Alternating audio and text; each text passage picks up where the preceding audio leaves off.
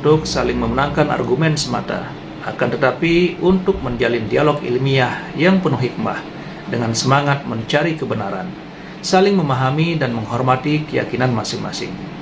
Tanpa panjang lebar, mari kita simak bersama. Iya, selamat malam Bang Suma. Iya, malam. Ya, saya mau bertanya tentang penyaliban Bang Suma. Iya, silakan. Ya, ada 3 pandangan proses penyaliban Isa Al-Masih. Kalau dalam keyakinan saudara-saudara Yahudi, penyaliban Isa Al-Masih itu dilihat salah satu tindakan yang dilakukan karena Isa Al-Masih dilihat sebagai pembawa keonaran pada saat itu dalam konteksnya, karena mereka melihat bahwa Isa Al-Masih datang untuk memberitakan hal-hal yang menentang keagamaan orang-orang Yahudi pada saat itu, sehingga mereka berusaha untuk menyalibkan. Itu yang saya tahu. Terus kalau dalam keyakinan saudara-saudara Kristen, penyaliban Isa Al-Masih itu adalah bagian karya penyelamatan Allah, penebusan dosa. Dan kalau dalam keagamaan Muslim, mudah-mudahan saya tidak salah, penyaliban Isa Al-Masih itu adalah salah satu bentuk Allah mengasihi Isa sendiri, sehingga ada seorang yang diserupakan dengan Isa Al-Masih menggantikan Isa Al-Masih, sehingga belas kasih Allah itu hadir di dalam kehidupan Isa Al-Masih dan dia diangkat secara hidup-hidup. Jadi penyaliban yang terjadi itu dalam konsep Islam adalah orang yang diserupakan, kurang lebih seperti itu. Nah, pertanyaannya ialah, dari ketiga pandangan agama ini tentang penyaliban, Bang Suma, mereka memiliki ayat atau dalil yang menguatkan bahwa ajaran mereka itu benar. Contoh kecil misalnya dalam kekristenan ada ayat-ayat yang menceritakan tentang Yesus itu disalib di kitab Injil. Nah, kalau di Islam sendiri, adakah ayat Al-Quran yang menguraikan bahwa memang Isa Al-Masih itu digantikan oleh orang yang menyerupai dia sehingga penyaliban itu terjadi? Mendengar penjelasan Bang Suma tadi bahwa apa bedanya Al-Quran dengan hadis, dari pertanyaan saudara yang saya lupa namanya tadi yang turun itu, bahwa hadis itu memperlengkapi Al-Quran, menjelaskan Al-Quran seperti itu. Walaupun kedudukannya ya Al-Quran lebih di atas, tetapi hadis itu memperkuat apa yang ada dalam Al-Quran. Nah, itu pertanyaan saya, Bang Suma, adakah juga dalilnya atau apalah yang memang betul-betul mengatakan bahwa ada yang menggantikan Isa Al-Masih, orang yang menyerupai, orang yang diserupakan dengan Isa Al-Masih sehingga dia disalibkan? Itu Bang Suma. Oke, baik. Jadi yang harus dipahami di sini adalah latar belakang penyaliban. Jadi penyaliban itu bukan sesuatu yang diatur oleh Allah dan juga bukan sesuatu yang dipersiapkan oleh Allah. Enggak. Itu disebabkan karena adanya makar. Makar yang dilakukan kemudian oleh orang kafir, orang-orang Yahudi yang ingkar kepada Nabi Isa alaihissalam. Nah, kalau di dalam Al-Quran, orang yang disalib itu adalah orang yang memerangi Allah, orang yang memerangi Nabi Musa, ajaran Nabi Musa, orang yang memerangi kemudian ajaran Nabi Isa, ajaran Yesus dalam hal ini. Al-Quran surah Al-Ma'idah ayat 33. A'udzubillahi minasyaitonirrajim. Innama jazaa'ul ladina yuharibuna Allah wa rasulah wa yas'auna fil ard fasadan aw yuqattalu aw yusallabu. Hukuman bagi orang-orang yang memerangi Allah dan yang memerangi Rasulnya dan membuat kerusakan di bumi hanyalah dibunuh dan disalib. Nah, kemudian Nabi Isa tidak memerangi Allah. Nabi Isa juga tidak memerangi para rasul. Dalam hal ini Nabi Musa, Abraham, Daud, Salomo dan seterusnya. Itu tidak diperangi oleh Nabi Isa. Keadaan yang ada ketika Nabi Isa tidak memerangi Allah, tidak kemudian membenci ajaran pada para rasul, lalu kemudian orang-orang Yahudi mencoba untuk menyalibnya. Kategori salib yang diperuntukkan untuk yang memerangi Allah dan memerangi Rasulnya tidak terpenuhi oleh Nabi Isa alaihissalam, maka Allah menggagalkan upaya itu. Itu dulu, latar belakangnya dulu yang harus dipahami. Bahwasanya yang disalib adalah orang yang memerangi Allah, orang yang membenci Allah, orang yang memusuhi ajaran Allah, memusuhi Rasul Allah, utusan Allah. Berarti ketika ada upaya untuk menyalib Nabi Isa, Allah Azza wa Jalla tidak mengizinkan itu terjadi. Tetapi apa yang terjadi kemudian? Nabi Isa tidak disalibkan, tapi orang-orang kafir mengatakan disalibkan. Orang-orang kafir mengatakan disalibkan. Maka apa kata Allah? Wa qaulihim, maka aku hukum juga mereka karena ucapan mereka. Inna qatalnal Masih Isa bin Maryam Rasulullah wa ma qatalu wa ma salabu walakin syubbiha lahum wa innal ladzina ikhtalafu fi la fi syakkim min ma lahum bihi min ilmi illa tibazan wa ma qatalu yaqina. Jadi Al-Quran mengatakan, aku hukum mereka karena ucapan mereka yang berkata, sesungguhnya kami telah membunuh Isa Al-Masih putra Maryam, yang mereka ngejek, yang mereka hinakan dengan menamainya sebagai Rasulullah, padahal mereka tidak beriman kepadanya.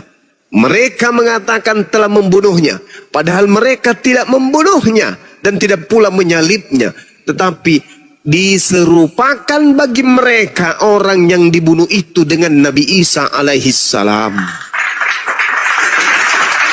Berarti ada penyaliban, ada. Cuman yang disalib ini bukan Nabi Isa, tapi orang yang diserupakan dengan Nabi Isa. Itu. Jadi penyaliban itu ada. Nah, muncul Kristen kemudian setelah penyaliban, jauh setelah penyaliban, Kristen muncul dengan mengangkat sebuah konsep bahwa kematian Yesus itu untuk dosa-dosa Kristen. Itu konsep yang dibuat-buat belakangan. Tidak ada narasi di dalam Al-Quran ataupun di kitabnya orang Yahudi. Bahkan kalau kita melihat dalam Ulangan 21 nomor 22-23, apabila engkau menghukum orang yang melakukan dosa yang sepadan dengan hukuman mati, lalu engkau kemudian hukum dia, jangan kau biarkan mayatnya semalam-malaman di atas tiang. Sebab orang yang dikutuk, nah, orang yang dikutuk oleh Tuhan tidak boleh menyentuh tanah yang diwariskan kepadamu. Itu jelas itu. Berarti yang disalib ini menurut kitabnya orang Yahudi dan menurut Al-Quran adalah orang yang dikutuk oleh Tuhan. Bukan dikutuk oleh dosa-dosa. Bukan menanggung dosa-dosa, bukan, tetapi dikutuk karena ulahnya sendiri telah melakukan dosa. Nah, upaya-upaya yang dilakukan kemudian saya sebagai kristologi atau apologetika Islam Bagaimana di dalam Bible? Apa latar belakangnya? Ternyata betul latar belakang keinginan membunuh Isa atau Yesus adalah kecemburuan orang-orang Yahudi terhadap apa yang dicapai oleh Yesus. Itu apa? Membangkitkan, bermujizat, bernubuat, mengusir setan, menyembuhkan orang buta, menyembuhkan orang lumpuh, orang kena penyakit sampar dan seterusnya. Orang kerasukan setan disembuhkan. Membuat kemudian orang Yahudi ini takut. Takut orang Yahudi ini. Ini Yesus kalau dibiarkan bahaya. Dia bisa mempengaruhi orang. Bahkan tertulis dengan jelas di dalam kitab Lukas 23 nomor 2. Di situ mereka mulai menuduh Yesus. Mereka berkata, kami dapati Yesus ini menyesatkan menyesatkan masyarakat. Yesus menghasut orang supaya jangan membayar pajak kepada kaisar. Sebab katanya ia adalah Kristus, seorang raja. Itu kata orang-orang Yahudi. Yesus menghasut orang lain untuk jangan membayar pajak. Nah, kalau sampai orang banyak terhasut untuk tidak membayar pajak, coba Anda baca di dalam Yohanes 11. Apa yang terjadi di sana? Orang Roma akan datang merampas tempat suci kita dan merampas bangsa kita. Kalau banyak orang menjadi pengikut Yesus. Nah, supaya itu tidak terjadi, apa yang harus kita lakukan? Kata imam kepala. Maka imam kepala kemudian bernubuat. Apa katanya? Tahun ini juga aku Kayapas bernubuat bahwa Yesus harus mati demi bangsa ini. Yesus harus mati demi bangsa Israel. Karena kalau Yesus tidak mati, orang Roma akan datang merampas tempat mereka dan merampas bangsa mereka. Itu yang terjadi, yang menjadi latar belakang penyaliban terhadap Yesus. Tak ada unsur dosa, tebus dosa, bla bla bla. Itu tak ada. Tak ada sama sekali. Itu nanti muncul di meja Kristen, di mimbar gereja baru muncul konsep doktrin seperti itu. Kalau di Islam, karena mereka membenci kepada Nabi Isa alaihissalam, mereka kemudian membuat makar. Perjanjian lama jelas, yang disalib adalah orang yang dikutuk. Di Al-Quran juga demikian. Orang yang dikutuk, orang yang dimurkai disebabkan karena mereka membenci Allah dan membenci utusan-utusan Allah. Itu jelas itu. Jadi kalau ada penyaliban, ada disalib. Betul. Ada yang disalib. Tetapi bukan Nabi Isa. Karena Nabi Isa tidak memenuhi syarat untuk disalib. Bahkan kalau Anda lihat di dalam Matius 26, Matius 27. Gubernur pada saat itu, Gubernur Pilatus mengatakan, saya tidak menemukan kesalahan sedikit pun terhadap Yesus. Mereka menyerahkan untuk disalibkan. Ngotot mereka karena dengki. Bukan karena dosa, bukan karena ingin menebus dosa waris. Oh, dosa kami sudah dinubuatkan akan dihapuskan oleh oknum yang bernama Yesus. Oh, kami ini ahli Taurat, kami ini adalah orang Farisi, kami orang terpelancar. Saya imam kepala loh. Di dalam kitab saya mengatakan orang ini harus mati demi dosa-dosa saya. Tapi tidak sama sekali. Matius 27:18, Pilatus berkata, mereka menyerahkan Yesus untuk disalibkan karena dengki. Bukan karena mau selamat dari dosa. Bukan karena ingin ditebus dari dosa waris. Tak ada. Itu hanya karangan-karangan gereja yang muncul belakangan. Saya kira begitu. Silakan. Oke, terima kasih Bang Suma. Sama-sama. Oke, pertanyaan berikutnya Bang Suma. Boleh? Sebelum saya turun. Boleh Bang Suma? Iya, silakan. Iya, banyak teman-teman Kristen mengatakan bahwa seorang nabi itu, ini menurut pendapat mereka, seorang nabi itu tidak datang dari bangsa Arab, tetapi datang dari salah satu keturunan anak-anak Yakub dari suku Yehuda, dan itu telah dinubuatkan, dan mereka mengamini bahwa Isa Al-Masih itu adalah nabi terakhir. Nah, itu bagaimana pendapatnya Bang Suma? Karena mereka mengatakan bahwa seorang nabi itu tidak akan datang dari bangsa Arab. Nah, mudah-mudahan saya tidak salah. Apa Rasulullah itu kan dari keturunan Arab, Bang Suma. Iya. Jadi bagaimana Bang Suma Oke, baik. ketika mendengar pendapat saudara-saudara yang Kristen? Iya. Jadi gini, jangankan orang Yahudi berkata demikian, saya pun mengatakan hal yang sama. Bahwa nabi yang diutus kepada Bani Israel itu adalah nabi yang berasal dari kaumnya sendiri. Bahkan saya seringkali mengatakan apa? Perintah Tuhan yang spesial untuk Bani Yakub itu tidak diberikan kepada bangsa lain. Tidak diberikan. Jadi tidak mungkinlah sosok kemudian datang kepada mereka untuk dijadikan sebagai nabi dan rasul spesial untuk mereka. Enggak mungkin di luar daripada bangsa mereka. Bahkan dikatakan dalam Ulangan 33 nomor 4, hukum Tuhan hanya berlaku kepada Bani Yakub. Mazmur 147, hukum-hukum Tuhan dan aturan-aturan Tuhan yang datang kepada Israel itu tidak diberikan kepada bangsa lain. Saya mendukung itu. Masalahnya,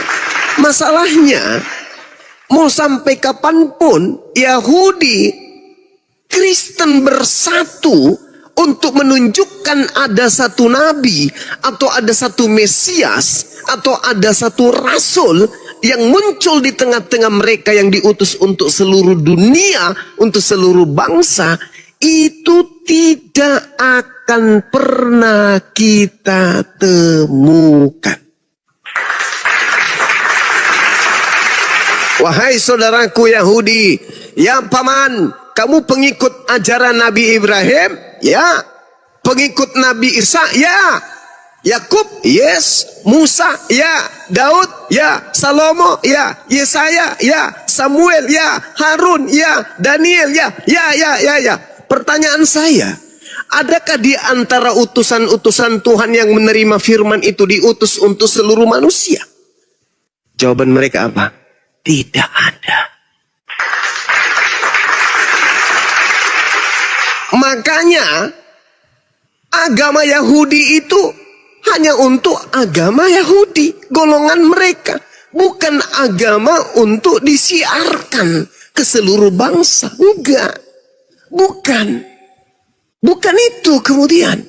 Nah, begitu juga Yesus ketika dia datang. Aku diutus hanya kepada domba yang sesat dari umat Israel.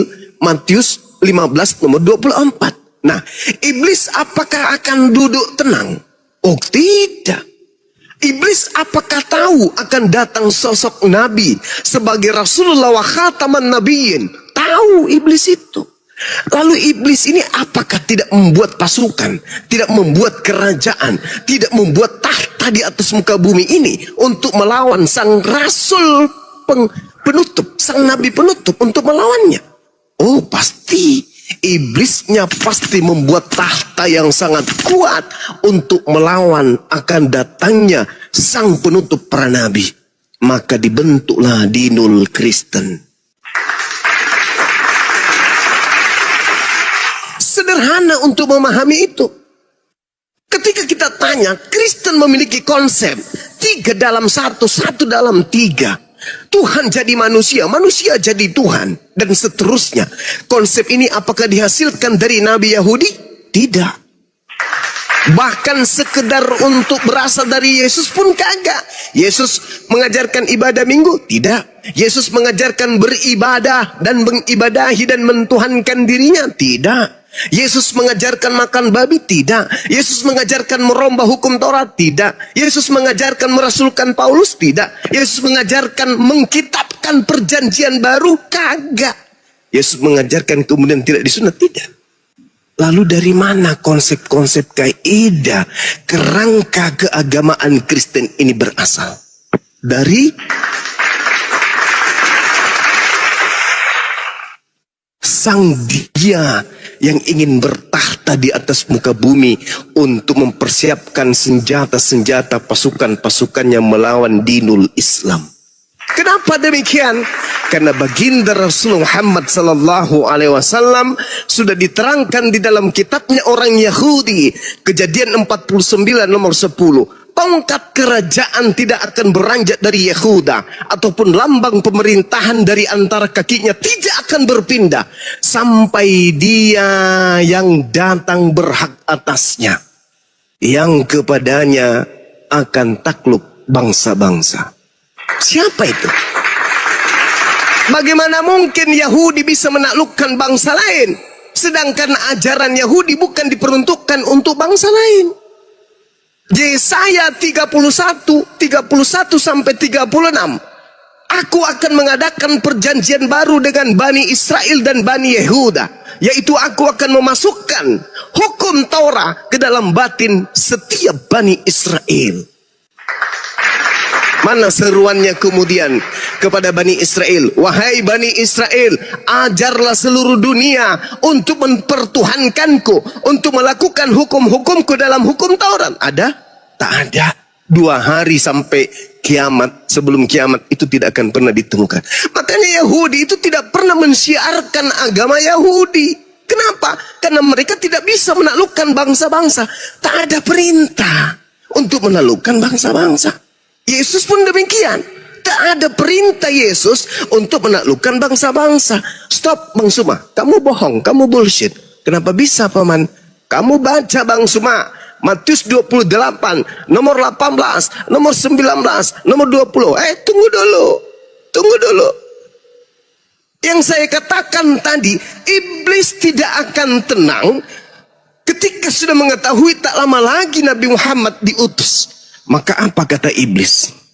Aku harus membuat pasukan untuk melawan ajaran Nabi Muhammad yang akan datang sebentar lagi. Maka itu tadi pertanyaannya, adakah kemudian Yesus mengajarkan dirinya diutus untuk seluruh umat manusia? Tak ada. Lalu siapa yang mengatakan, kepadaku telah diberi kuasa, baik di langit maupun di bumi. Pergilah, jadi seluruh bangsa menjadi muridku. Itu siapa yang berkata demikian? Yesus? No. Itu bukan Yesus. Lalu siapa Bang Suma? Tanya Yesus. Yesus, apakah akan datang penyesat yang ngaku-ngaku namamu? Yang mengaku-ngaku itu adalah dirimu? Ya, di mana tertulis? Lukas 21 nomor 8. Apa kata Yesus?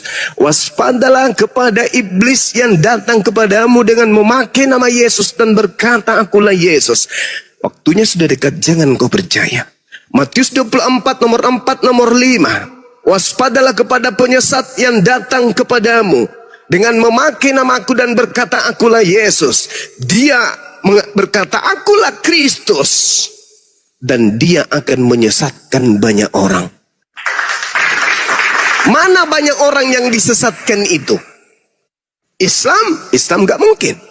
Nabi Muhammad tidak pernah bertemu dengan oknum yang mengaku, akulah Yesus, wahai Nabi Muhammad. Pergilah ke seluruh bangsa, wahai Nabi Muhammad. Jadikanlah seluruh bangsa menjadi pengikutku, wahai Nabi Muhammad. Tidak pernah ada Kristus atau Yesus datang mengaku demikian kepada Nabi Muhammad. Sehingga kelompok Islam yang banyak ini tidak boleh dikategorikan sebagai orang banyak yang telah disesatkan. Gak boleh. Bagaimana dengan Kristen? Mohon maaf. Ada makhluk yang datang kepada Paulus, akulah Yesus yang kau aniaya. Ada makhluk yang datang kepada Ananias, pergilah, temukanlah Paulus, dia akan menjadi orang pilihanku untuk memberitakan berita yang akan berikan kepadanya. Lalu dia datang pula kepada penulis di kitab di Pulau Wahyu, di Pulau Patmos, di kitab Wahyu. Akulah Yesus, keturunan Daud, tunas Daud, sang bintang timur, gilang gemilang. Pergilah, jadikanlah seluruh bangsa menjadi pengikutku. Akulah Alfa dan Omega. Pertanyaan saya, kalau di Nabi Muhammad tidak ada sosok yang datang mengaku Yesus, sayangnya di Paulus dan penulis-penulis Bible ada sosok datang mengaku menjadi Yesus. Dan orang banyak yang disesatkan itu kebetulan sekali komunitasnya bernama Kristen. Subhanallah, sangat luar biasa apa yang sudah disampaikan oleh Bang Zuma. Sahabat semua yang saya cintai, tetaplah di channel ini, jangan beranjak dulu, karena masih banyak lagi hal-hal menarik yang akan disampaikan oleh Bang Zuma. Maka dari itu, tetaplah di channel ini, dan mari kita lanjutkan kembali. Selamat mendengarkan. Saya mau menolak ini, tapi tidak bisa, karena Bible yang menyatakan. Bible yang mengatakan. Saya tidak ingin mengatakan bahwa iblis datang mengaku Yesus itu ada pada saudara saya Kristen. Saya tidak ingin mengatakan itu. Tetapi Al-Quran saya menceritakan tentang tipikal orang-orang kafir. Pas dengan keadaan hari ini. Dan lagi-lagi Bible pun menerangkan ciri-ciri daripada Yesus palsu itu terpenuhi oleh dia yang telah mendirikan agama Kristen. Dan iblis ingin supaya manusia itu tidak punya aturan sama sekali. Apa bukti konkretnya? Ketika Adam dicipta, hanya ada satu perintah dari Allah. Jangan kau makan buah ilmu pengetahuan. Satu perintah ini pun digugurkan oleh iblis. Dengan kata lain, iblis menginginkan kebebasan terhadap manusia agar manusia itu tidak terikat oleh hukum-hukum Tuhan. Bebas, bas ayatnya binatang. Begitu kemudian Yesus datang, Nabi Musa datang. Ini enggak boleh, ini enggak boleh, ini haram, itu haram, ini enggak boleh kau lakukan, ini perlu untuk kau tinggalkan. Iblisnya mengatakan apa? Segala sesuatunya halal bagiku. Tidak ada yang haram, yang masuk ke mulut tidak ada yang haram, yang keluar di jamban itulah yang menajiskan. Na'udzubillah summa na'udzubillah. Siapakah beliau ini yang telah mengajarkan satu konsep? Nah, ini kembali kepada pesan Yesus. Waspadalah kepada Yesus palsu yang datang kepadamu dengan memakai namaku dan berkata akulah dia. Waktunya sudah dekat, jangan kau percaya. Bahkan lebih lengkapnya lagi uraian itu muncul di Matius 24 nomor 23, 24, 25, 26, 27. Subhanallah. Jadi saudari, saya menjelaskan berdasarkan dua data, Al-Quran dan juga Bible. Tinggal saudari renungkan di mana Yesus pernah mengaku datang kepada seseorang dan seseorang itu banyak memiliki pengikut. Coba Anda lihat di dalam Matius 23 nomor 15, celakalah engkau wahai ahli Taurat, orang Farisi, orang munafik, engkau menjelajahi daratan, kemudian menyeberangi lautan, mentobatkan orang. Setelah dia bertobat, kau jadikan dia orang neraka dan 2 kali lebih jahat daripada engkau sendiri. Siapa orang Farisi, siapa ahli Taurat yang menjelajahi daratan, menyeberangi lautan, mentobatkan orang dan pengikutnya separuh penduduk bumi? Itu siapa?